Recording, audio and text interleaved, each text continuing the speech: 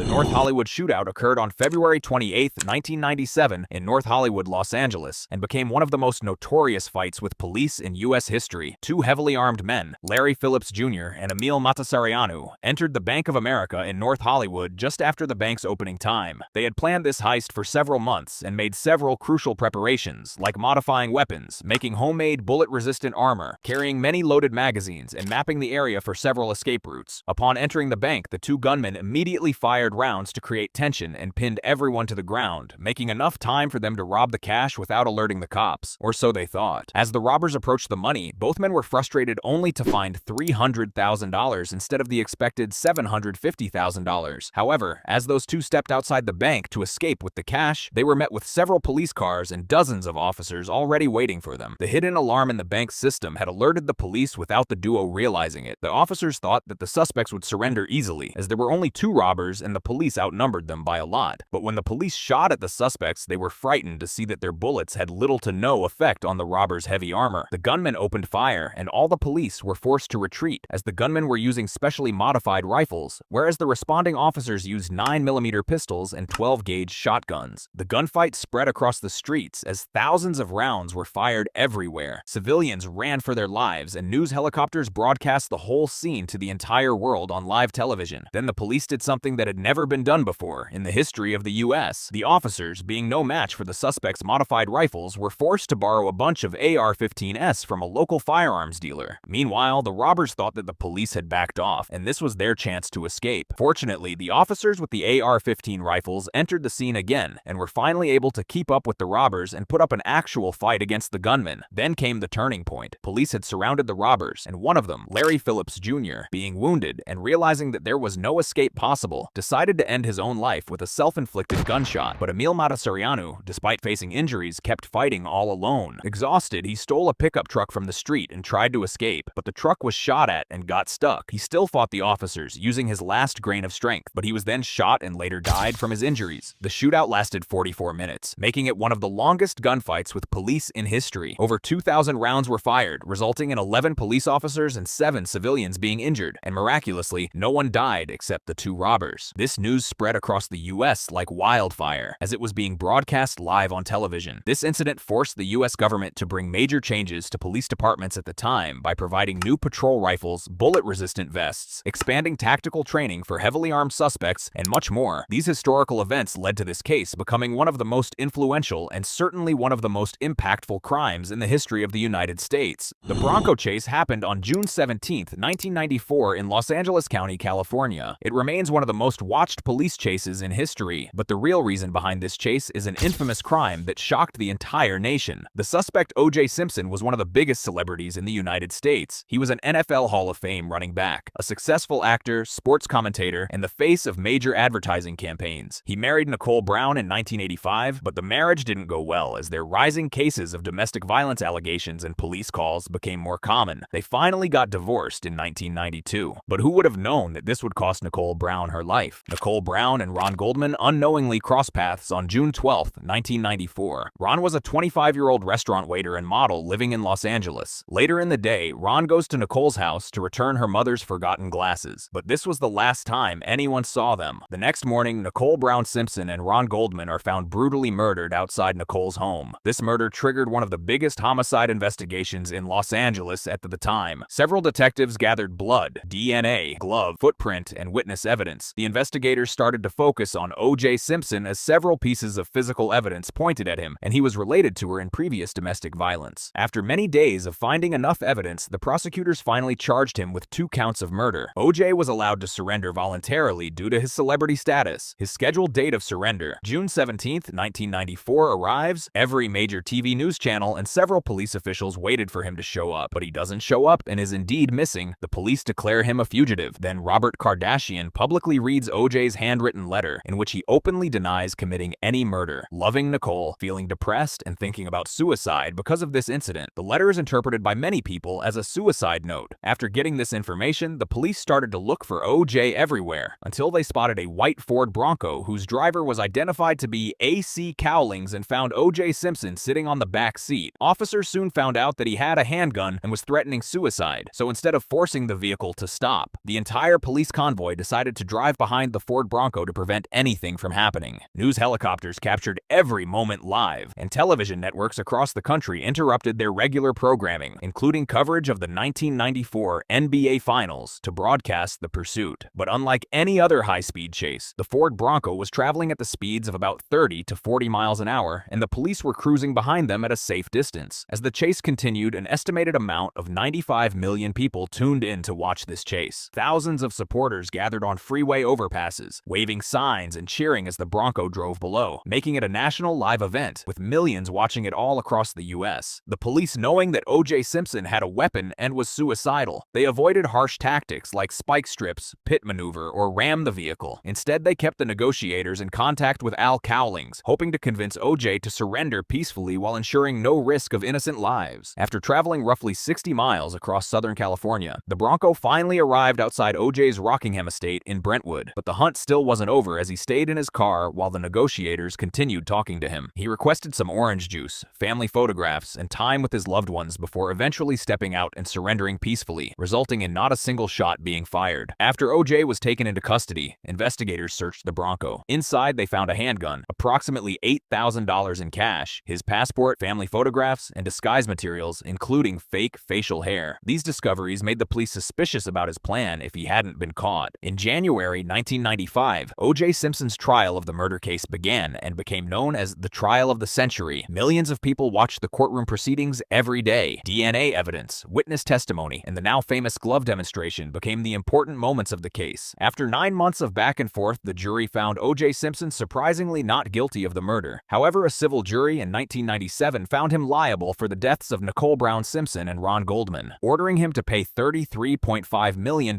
in compensatory and punitive damages to the families. More than 3 decades later, the Ford Bronco chase still remains one of the most iconic moments on live television history, and still being the most watched police chase to this day while uplifting one of the most controversial celebrity crimes in the history. The Christopher Dorner case happened on February 3, 2013 across Southern California, USA. He declared war on the LAPD targeting and murdering police officers, but he was once an officer in the LAPD and a lieutenant in the U.S. Navy Reserve. He joined the LAPD in 2005 and was considered well-educated and disciplined with no major criminal history before the events. But the incident which caused everything is quite disturbing and raises questions about the department to this day. While training as an officer, Dorner reported that his field training officer had kicked a mentally ill suspect during an arrest. LAPD investigated this complaint from both angles. Surprisingly, the investigators concluded that Dorner had made false allegations. He was then fired in 2008 for making false statements. Dorner believed he was punished for exposing police misconduct and spent years unsuccessfully appealing his termination. This incident shattered his belief in the system and made him seem revenge from the system. In February 2013, Dorner posted a lengthy online manifesto. In it, he accused the LAPD of corruption, racism, and protecting abusive officers, claiming the justice system had failed him. He declared a war against the LAPD and listed some names of officers and their families as intended targets. On February 3, 2013, Dorner murdered Monica Kwan and her fiancé Keith Lawrence. Monica was the daughter of the retired LAPD captain who had represented Dorner during disciplinary hearings. These killings shocked investigators because the victims themselves had no role in Dorner's firing. Days later, Dorner ambushed police officers in Riverside, causing the death of one officer and another being severely injured. Later on, he exchanged gunfire with sheriff's deputies during multiple encounters and became a major threat to the police. Authorities realized Dorner was carrying out the threats from his manifesto. A massive manhunt for Dorner took place. Thousands of officers from local, state, and federal agencies joined the search. More than 40 people received police protection after being named in Dorner's manifesto. Police searched Southern California, Nevada, and followed numerous false leads. Even a $1 million reward was announced for accurate information leading to his capture. During the manhunt, police made several mistakes, sparking outrage amongst the people. During the intense manhunt, officers mistakenly fired on 2 separate civilian vehicles after believing Dorner was inside. Several innocent people were injured. These incidents caused criticism over police decision-making and later resulted in legal settlements. On February 12, 2013, Dorner breaks into a cabin near Big Bear Lake and ties up 2 occupants, but they fortunately escape when Dorner is absent. They immediately call the police, informing them about the suspect. Police locate him driving a stolen vehicle. This leads to a vehicle pursuit, but a few minutes into the chase, Dorner crashes. A gun battle erupts with sheriff's deputies. Unfortunately, a deputy, Jeremiah McKay, is killed in the battle, and another deputy, Joshua Chu, is severely injured. Dorner returns into the cabin as his last resort. The police quickly surrounded the cabin with dozens of officers. A fierce standoff between the cops and the suspect began. The officers used tear gas, and shots are fired at the cabin. The cabin catches fire. During this heated moment, gunshots are heard from inside the cabin as the fire destroyed the cabin. The officers recovered Dorner's remains, and the autopsy concluded that he died from a self-inflicted gunshot wound. This 9-day manhunt ended with the cost of 4 people dead and 3 others wounded. The LAPD then reviews Dorner's original excessive force complaint, but still the review concludes that him being fired was justified. The public debated over police accountability and no action on officers who used extreme force. This case ended in dozens of lawsuits and became one of the most infamous police manhunts in modern U.S. history. The Boston Marathon occurred on April 15, 2013 in Boston, Massachusetts, USA. What seemed like a normal annual marathon quickly turned into a terrorist bombing, killing innocent runners and wounding hundreds of people at the marathon. 27,000 runners participated in the race, with hundreds of thousands of spectators lining the route. Everything was normal until around 2:49 p.m. when a pressure cooker bomb exploded near the finish line, followed by a second bomb explosion just 12 seconds after the first one. This caused immediate panic amongst the people as a smoke and debris filled the area. Police, firefighters, EMS, volunteers, and bystanders rushed to help the wounded. 3 people were killed and over 260 people were injured, many of whom suffered amputations. Federal authorities classified the incident as a terrorist attack. A huge investigation involving the FBI, Boston Police, the ATF, and other agencies was launched. Investigators collected thousands of surveillance videos, photos, and witness statements. Recovered bomb fragments revealed the homemade pressure cooker bombs were hidden inside backpacks. On April 18th, the FBI publicly released images and videos of Suspect 1 and Suspect 2, asking for public assistance. The suspects were identified as 2 brothers, Tamerlan Tsarnaev and Dzhokhar Tsarnaev. That same evening, the brothers shot and killed MIT police officer Sean Collier while he sat in his patrol car. Authorities believed they intended to steal his service weapon. Those 2 then hijacked an SUV and took its driver hostage. During the carjacking, they allegedly told the victim that they were responsible for the Boston Marathon bombing. Fortunately, when the car stopped at a gas station, the hostage managed to escape and notified the police right away. Police, with the help of GPS tracking, located the vehicle in Watertown, Massachusetts. As the police located them, a violent shootout erupted between the brothers and police. Hundreds of rounds were exchanged. The brothers threw homemade pipe bombs and other explosive devices at the officers. Several police officers were injured during the gun battle. One of the brothers, Tamerlan Tsarnaev, was shot and tackled by officers. The other suspect, Dzhokhar Tsarnaev, escaped by driving the stolen SUV directly over his wounded brother. Tamerlan died shortly afterward from his injuries. Dzhokhar disappeared, triggering one of the largest manhunts in U.S. history. Thousands of local, state, and federal officers searched Boston and surrounding cities. Authorities soon issued a shelter-in-place order, effectively locking down much of the Boston metropolitan area. Public transportation shut down, businesses closed, and streets became nearly empty. Shortly after the lockdown was lifted, a homeowner in Watertown noticed blood on a boat stored in his backyard. He informed the authorities, who surrounded the entire property to search for the suspect. An intense battle between the suspect and the police started, but the police overpowered the suspect and found him hiding in a boat. He was seriously wounded and taken into custody alive.